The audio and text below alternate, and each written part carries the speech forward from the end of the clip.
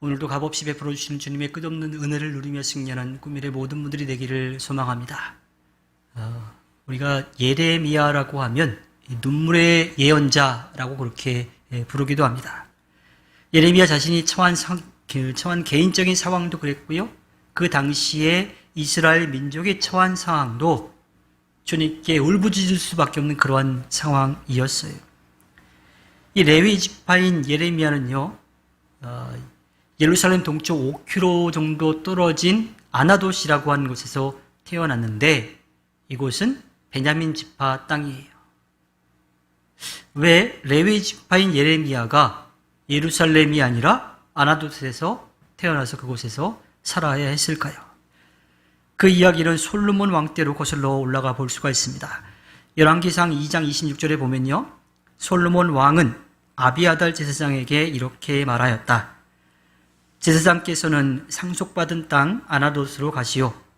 제사장께서는 이미 죽었어야 할 목숨이지만 나의 아버지 다윗 앞에서 제사장으로서 주 하나님의 법궤를 메었고 또 나의 아버지께서 고통을 받으실 때에 그 모든 고통을 함께 나누었기 때문에 오늘은 내가 제사장을 죽이지는 않겠소.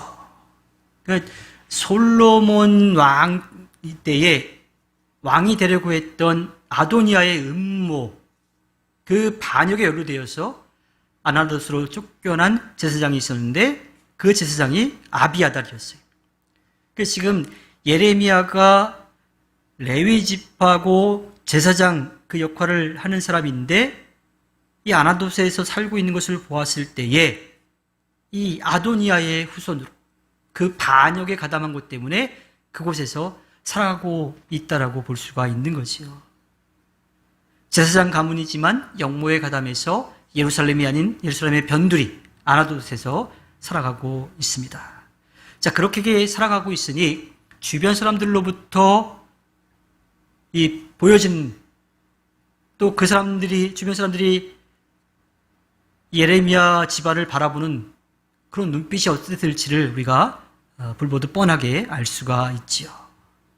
자, 그렇게 개인적으로 힘든 그러한 삶을 살고 있었어요. 그런데 그러한 예레미야에게 주님이 말씀하십니다. 예레미야 1장 5절에 보면 내가 너를 모태에서 짓기도 전에 너를 선택하고 네가 태어나기도 전에 너를 거룩하게 구별해서 문민족에게 보낼 예언자로 세웠다.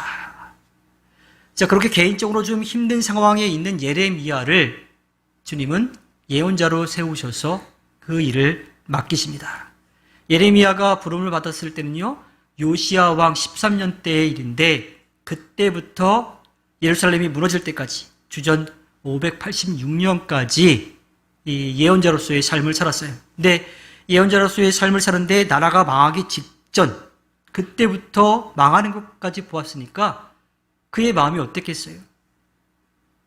예레미야는 남유다의 5왕 요시야, 여호아하스, 여호야김, 여호야긴 그리고 마지막 왕인 시드기야의 통치 기간에 주님의 말씀을 선포하는 예언자의 삶을 살았던 거죠.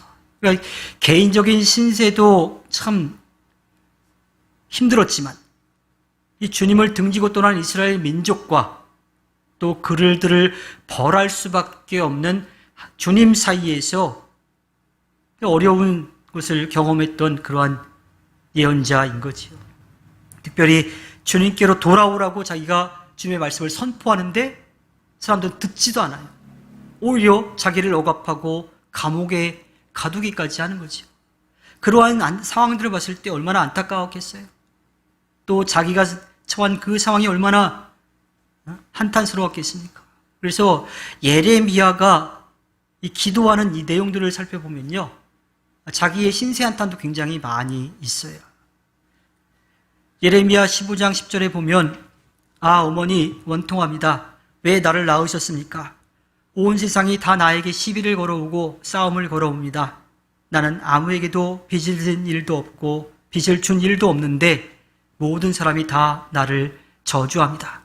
예레미야 20장 14절부터 18절 말씀을 보면 내가 태어난 날이 저주를 받았어야 했는데 어머니가 나를 낳은 날이 복된 날이 되지 말았어야 했는데 나의 아버지에게 아들입니다 아들 하고 소식을 전하여 아버지를 기쁘게 한 그 사람도 저주를 받았어야 했는데 바로 그 사람은 주님께서 사정없이 뒤엎어 놓으신 성읍들처럼 되어서 아침에는 울부짖는 고통 소리를 듣고 때낮에는 전쟁의 함성을 들었어야 했는데, 내가 모태에서 죽어 어머니가 나의 무덤이 되었어야 했는데, 내가 영원히 모태 속에 있었어야 했는데, 어찌하여 이 몸이 모태에서 나와서 이처럼 고난과 고통을 겪고 나의 생애를 마치는 날까지 이런 수모를 받는가.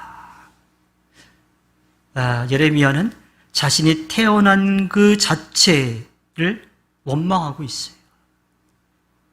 거기서 끝나지 않습니다. 예레미야 20장 7절부터 10절에 보면, 주님께서 나를 속이셨으므로 내가 주님께 속았습니다. 주님께서는 나보다 더 강하셔서 나를 이기셨으므로 내가 조롱거리가 되니 사람들이 날마다 나를 조롱합니다. 내가 입을 열어 말을 할 때마다 폭력을 고발하고 파멸을 외치니 주님의 말씀 때문에 나는 날마다 치욕과 모욕거리가 됩니다. 이제는 주님을 말하지 않겠다, 다시는 주님의 이름을 외치지 않겠다 하고 결심하여 보지만, 그때마다 주님의 말씀이 나의 심장 속에서 불처럼 타올라 뼛속에까지 타들어가니 나는 견디다 못해 그만 항복하고 맙니다. 수많은 사람이 수군거리는 소리를 나는 들었습니다. 예레미야가 겁에 질려 있다. 너희는 그를 고발하여라. 우리도 그를 고발하겠다 합니다. 나와 친하던 사람들도 모두 내가 넘어지기만을 기다립니다. 혹시 그가 실수를 하기라도 하면 우리가 그를 덮치고 그에게 보복을 하자 합니다. 주님의 말씀을 선포하는데 그가 겪게 된 것은 온갖 수모, 그리고 자신이 실수한 것만 바라보고서 어떻게든 하려고 하는 그런 사람들의 그 모습들을 보게 된 거예요. 그래서 자신이 당한 치욕에 대해서 주님께 원망하기도 하지요.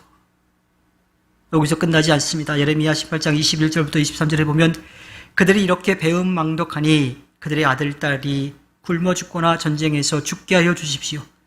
그들의 아내들이 아들, 딸들을 잃게 하시고 남편들을 잃어 과부가 되게 하여 주십시오.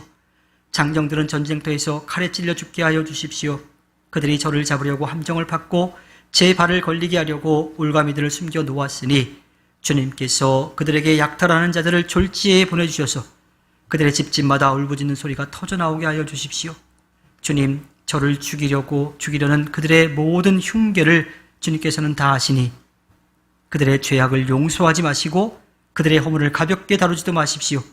주님께서 진노하시는 날에 그들이 주님 앞에서 거꾸러져 죽게 하여 주십시오. 심지어 자기를 힘들게 하는, 괴롭게 하는 사람들을 버려달라고 그렇게까지도 기도하고 있어요. 예레미야의 마음이 어땠겠어요? 저는 개인적으로 예레미야가 처한 그 상황들, 개인적인 상황과 또 민족적인 아픔과 또 자기는 주님의 말씀을 선포하는데 돌아오는 것은 오히려 조롱과 고난과 역경뿐이니까 어떻게 할 수 없어서 이렇게 하나님께 부르짖지 않았나라는 생각이 듭니다. 그만큼 예레미야가 처한 상황이 힘에 겨웠던 거지요. 그러니까 그가 그렇게 또 될 수 있었던 것은 개인적인 상황도 있지만 예레미야가 다른 선지자들과 조금 다르게 주님의 말씀을 선포했던 것도 있기도 합니다. 예레미야 1장 14절부터 16절에 보면 주님의 말씀을 대언해서 선포하는 내용이 나와죠. 주님께서 나에게 말씀하셨다. 북쪽에서 재앙이 넘쳐 흘러 이 땅에 사는 모든 사람에게 내릴 것이다. 내가 북쪽에 있는 모든 나라의 백성들을 이 땅으로 불러들이겠다. 그러면 그들이 모두 몰려와서 예루살렘 모든 성문 바로 앞에 자리를 잡고 사방에서 그 성벽을 공격하고 유다의 모든 성읍을 칠 것이다. 나 주의 말이다. 내가 이렇게 내 백성을 심판하는 까닭은 그들이 나를 버리고 떠나서 다른 신들에게 향을 피우고 손으로 우상을 만들어서 그것들을 숭배하는 죄를 저질렀기 때문이다.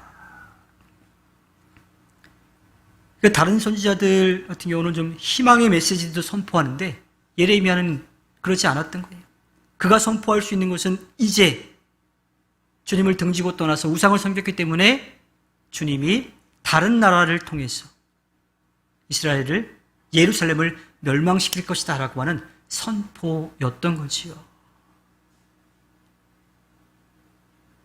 자, 그러한 말을 들었을 때 이스라엘 민족은 어땠을까요? 저 반란을 꾸미다가 쫓겨난 제사장 가문에서 저런 말을 한다리 하고서 듣지 않았을 거예요. 그리고 자신들이 잘 되는 이야기를 해줘야 되는데 그렇지 않고 엉뚱하게 우상을 섬겨서 벌받을 거다, 예루살렘이 무너질 거다라고 얘기하니까요, 그 입을 막고 싶었던 거죠.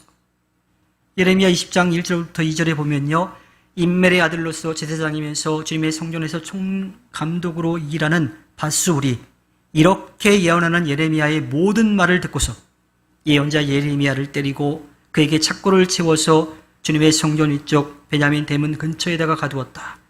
예레미야 32장 2절에 그때의 예루살렘은 바벨로니아 왕의 군대에게 포위되어 있었고 예언자 예레미야는 유다 왕궁의 근위대 뜰 안에 갇혀 있었다.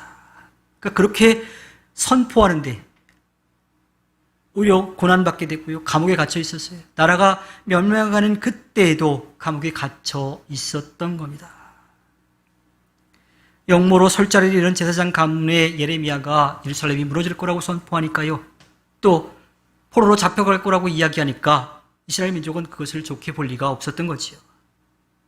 예레미야는 그렇게 주님의 말씀을 선포하다가 온갖 비난과 모진 순환을 당하고 결국 감옥에 갇혀 있게 되었던 겁니다. 그리고 예루살렘이 함락당한 다음에는요, 강제로 이집트로 끌려와서 그곳에서 생을 마감하게 됩니다. 자, 이렇게 힘겹게 살아가는 예레미야, 그는 앞이 그냥 캄캄했을 거예요. 꽃길이라고 하는 것은 생각도 해볼 수 없었을 거예요.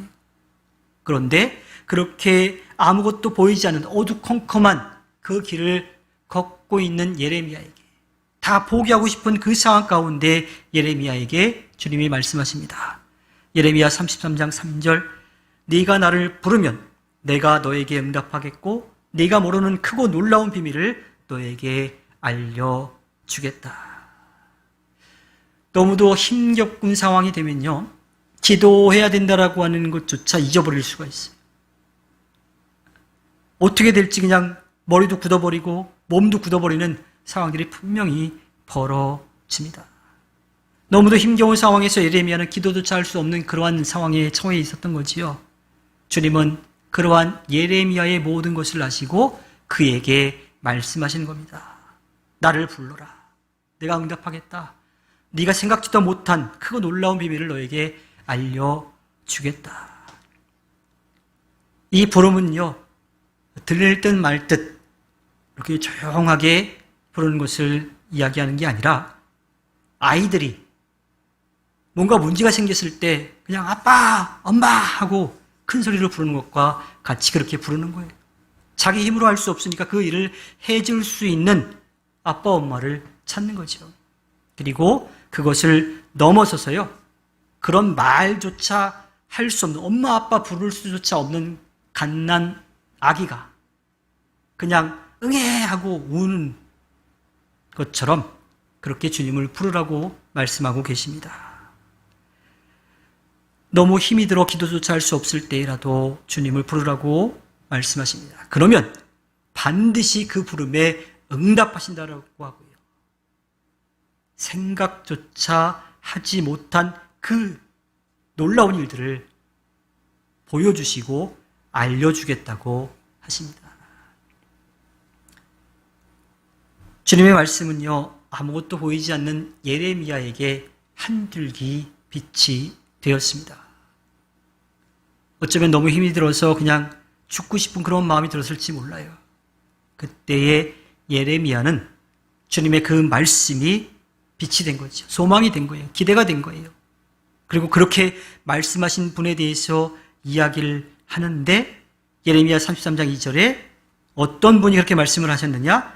땅을 지으신 주님, 그것을 빚어서 제자리에 세우신 분께서 나에게 말씀하셨다. 그 이름이 주이신 분께서 말씀하셨다. 그 말씀을 하신 분이 이 세상을 만드신 분이라고 하는 거예요. 모든 것을 아시고 모든 것을 하실 수 있는 분이라고 이야기하고 있습니다. 그 주님이 부르면 응답하겠다고, 그거 놀라운 일을, 그 비밀을 알려주겠다고 말씀하고 있습니다. 주님이 그렇게 우리에게 말씀하신다면 무엇이 두렵겠습니까? 우리가 처한 상황이 정말 힘에 겨워서 아무것도 할 수 없는 그러한 상황이라 하더라도 우리는 그 상황을 이겨낼 수 있는 거지요. 예전에도 한번 말씀을 드린 적이 있는데 하나님 백으로 세상과 맞짱 뜬다 이런 말이 있다고 합니다. 뭐 좋은 표현은 아닐지 몰라도요. 세상에서 겪게 되는 어려움 가운데에서 주저앉아 포기하고 원망하고 절망하는 게 아니라 우리의 모든 것을 아시는 주님께서 든든하게 받쳐주시니까 담대하게 나갈 수 있다라고 하는 거예요. 예레미야는 지금 주님의 그 말씀을 듣고 있습니다. 그리고 예레미야는 그 어려운 상황 가운데서도 멈추지 않고 주님께서 자신에게 맡겨준 일들을 끝까지 감당하게 되지요.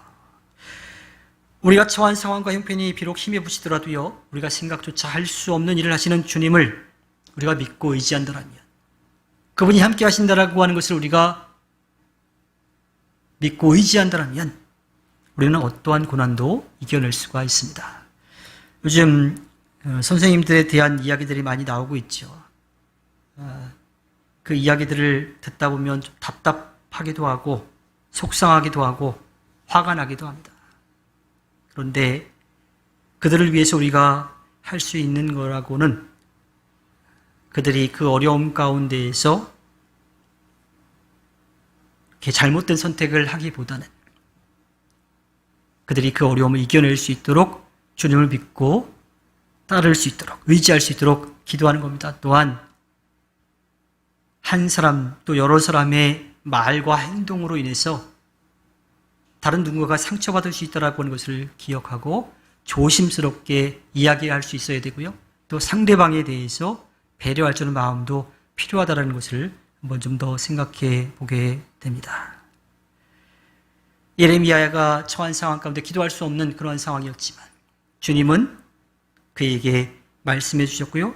그렇게 해 주실 거라고 말씀해 주셨고 또 분명하게 그렇게 하실 겁니다. 이 세상을 만드신 분이고요. 모든 것을 아시고 모든 것을 하실 수 있는 분이기 때문입니다. 그러한 주님이 우리의 모든 것을 아시고 언제나 곁에서 함께 하시고 지키고 돌봐주심을 믿고 나아가 우리의 삶의 상황과 형편이 어떠하든지 주님께서 지키는 것을 지켜주시고 돌봐주시는 것을 믿고 승리하는 꿈미래 모든 분들이 되기를 주님의 이름으로 부탁드립니다.